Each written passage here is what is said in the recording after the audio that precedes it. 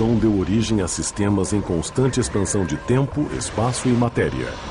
A cada dia, novas descobertas desvendam os enigmáticos e admiráveis segredos de um lugar que chamamos o Universo.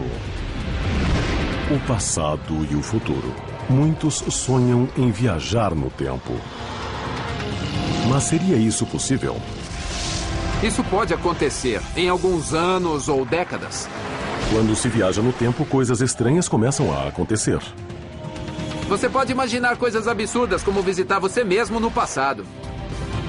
Alguns humanos já fizeram a viagem. Você pode viajar para o futuro sem envelhecer quase nada. Isso é muito legal. Veja como isto é possível à medida que revelamos os mistérios da viagem no tempo.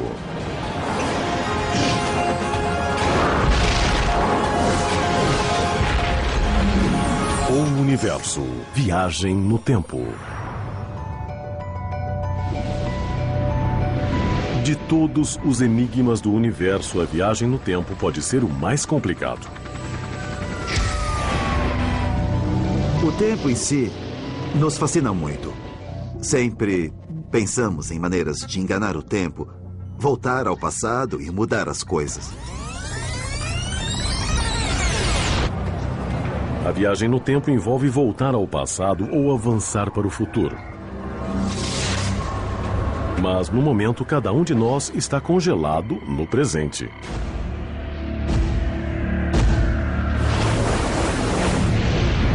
No entanto, a ciência não descarta a possibilidade de que podemos afrouxar a influência que o tempo exerce sobre nós.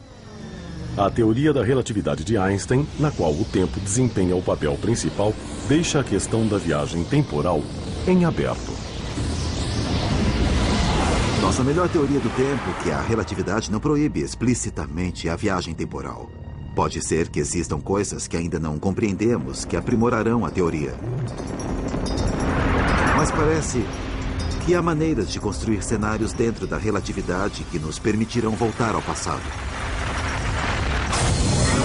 Viajar ao passado parece improvável, pois o tempo só caminha em uma direção, para frente. Os físicos chamam isso de flecha do tempo. A flecha do tempo representa o fato de que só podemos nos mover do passado para o futuro. Podemos nos lembrar do passado, não do futuro. Podemos organizar coisas para acontecer no futuro, mas não podemos alterar o passado. Se pegarmos uma coisa rotineira na vida, como misturar o leite ao café, e então você faz o movimento contrário. É claro que o leite continua se misturando ao café e ele não se separa. Isso é a flecha do tempo.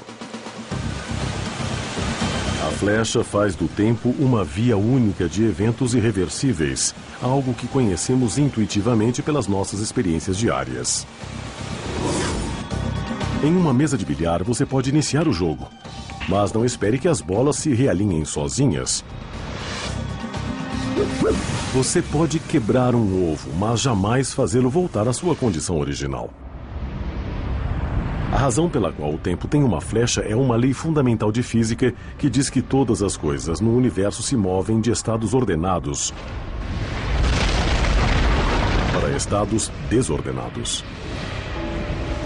À medida que o universo envelhece, ao nos movermos do passado para o futuro, todas as diferenças entre o passado e o futuro podem ser resumidas ao dizer que o universo está se extinguindo. O universo está passando de uma condição ordenada para uma desordenada, de algo arrumado para a confusão. Se pegarmos um prato que está intacto e em ordem e quebrá-lo, ele ficará em desordem, e isso é natural. E se tentarmos restabelecer a ordem colando os cacos, nossas ações produzirão energia suficiente no ambiente para criar mais desordem no universo como um todo.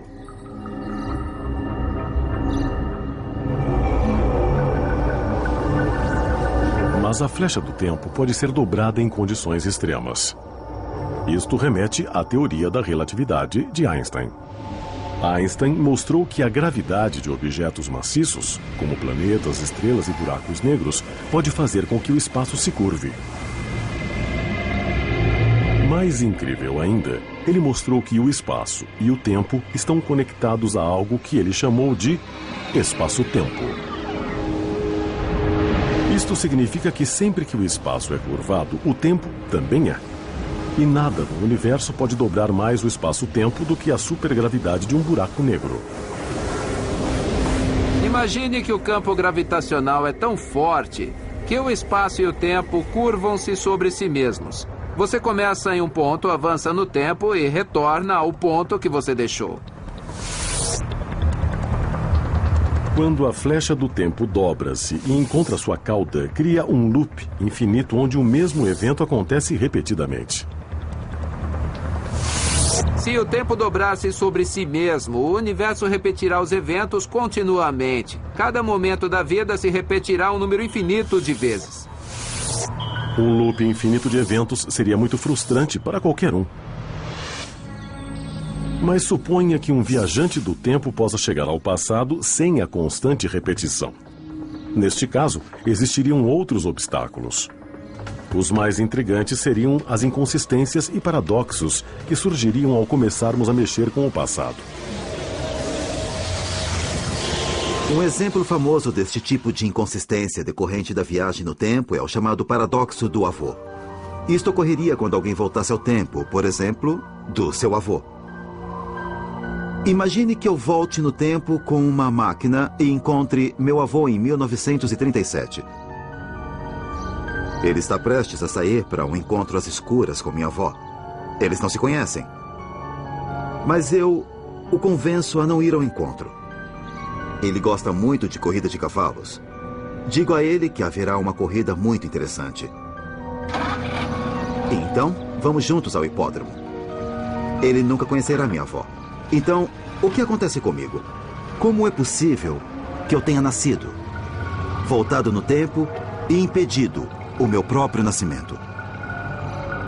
Este é um exemplo de inconsistência, é um loop no tempo que não faz o menor sentido. Mas se a viagem no tempo for possível, a natureza deve ter uma maneira de contornar a contradição. Uma coisa sobre a qual os físicos têm certeza é que o universo tem lógica. Em toda a física, na ciência em geral, coerência, autoconsistência, senso comum, se preferir, é um princípio fundamental. Os físicos chegaram a pelo menos 3 maneiras de a natureza evitar os paradoxos da viagem no tempo. A primeira é simples.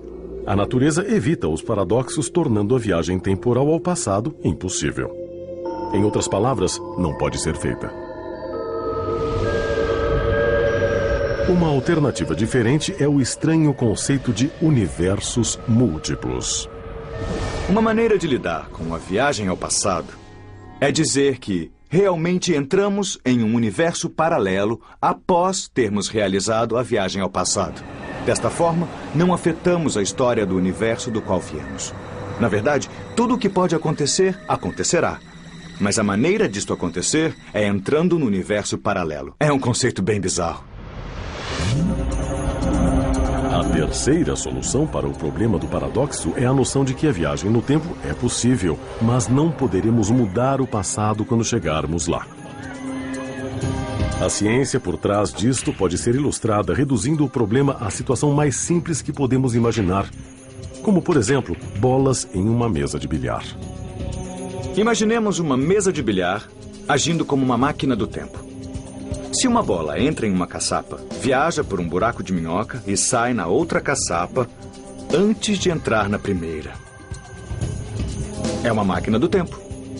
Agora imagine que a bola realmente entre na primeira caçapa, saia antes de entrar e atinja a si mesma antes de entrar na primeira caçapa. Isto iria desviá-la, impedindo-a de entrar na primeira caçapa, logo impedindo-a de sair pela segunda caçapa e de realizar o desvio. Então, isto é um paradoxo? No entanto, a ideia de soluções autoconsistentes nos dariam uma saída para este paradoxo. Suponha que a bola, saindo da segunda caçapa, só possa atingir a si mesma de uma maneira que a empurre para a primeira caçapa. Então o loop é autoconsistente. Não há paradoxo. Nós acreditamos que a natureza sempre encontra uma solução para conseguir a autoconsistência. Em outras palavras, sempre há uma solução para não produzir o paradoxo.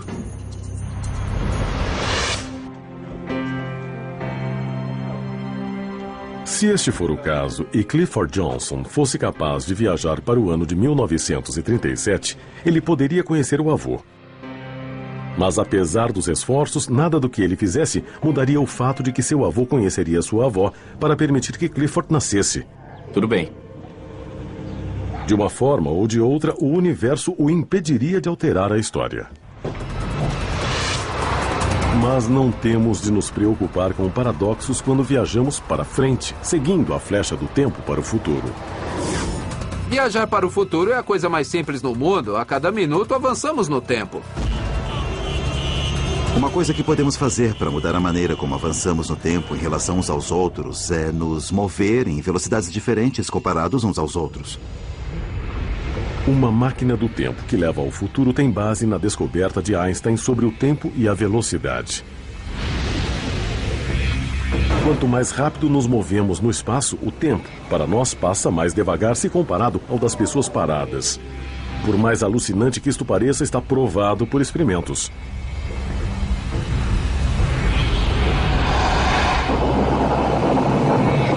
Foram colocados relógios em aviões velozes e naves espaciais. Eles percorreram alguma distância a grande velocidade. Quando os relógios atômicos foram medidos no fim da jornada, haviam avançado no tempo um pouquinho menos do que relógios similares que haviam ficado em terra firme. O efeito é chamado de dilatação do tempo e podemos usá-lo para viajar para o futuro. Na verdade, isso já foi feito. O cosmonauta russo Sergei Krikalev passou mais de 803 dias em órbita viajando a 27 mil quilômetros por hora, fazendo dele o recordista mundial em viagens no tempo, embora não pareça. O que aconteceu foi que o tempo passou 1/50 de segundo mais lento para ele comparado a todos os que ficaram na Terra. Mas a teoria da dilatação realmente começa a funcionar como máquina do tempo quando aceleramos para perto da velocidade da luz. A ideia é deixar relógios na Terra movendo-se à velocidade normal, enquanto estamos no espaço e nosso relógio se movendo mais devagar. Quando retornarmos, estaremos no futuro. Vamos supor que queiramos avançar 500 anos no futuro. Para avançar 500 anos no futuro, precisaríamos nos mover a 99,99% da velocidade da luz por 7 anos. Ao retornarmos, teremos envelhecido apenas 7 anos, mas 500 anos terão se passado na Terra. Mas um dos maiores problemas em construir uma máquina do tempo para viajar ao futuro é encontrar combustível suficiente para impulsionar a nave a velocidades tão altas. Não há lei na física que diga que não podemos chegar próximo à velocidade da luz, mas a nave espacial ficaria cada vez mais pesada à medida que chegássemos à velocidade da luz. Então seria necessário cada vez mais combustível para acelerarmos em quantidades cada vez menores. Precisaríamos de uma quantidade infinita de energia para quebrar a barreira da velocidade da luz. Mas a alta velocidade não é a única forma de viajar para o futuro. A teoria da relatividade de Einstein diz que a alta gravidade também atrasa o relógio do tempo. É o tipo de gravidade que se encontra próximo a buracos negros. Vamos imaginar que estamos em uma nave espacial e que estacionamos próximo a um buraco negro por um tempo. Quando retornarmos à Terra, perceberemos que muitos anos terão se passado. Mas apenas semanas ou meses terão decorrido na nossa referência. Teremos saltado para o futuro, envelhecendo muito pouco. É muito legal.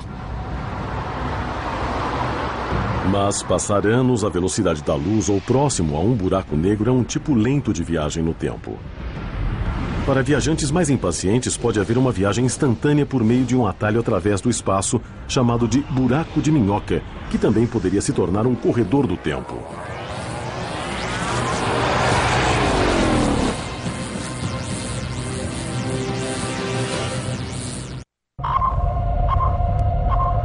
Para viabilizar a viagem no tempo, precisaremos trilhar um caminho que nos levará através de teorias bizarras e tecnologias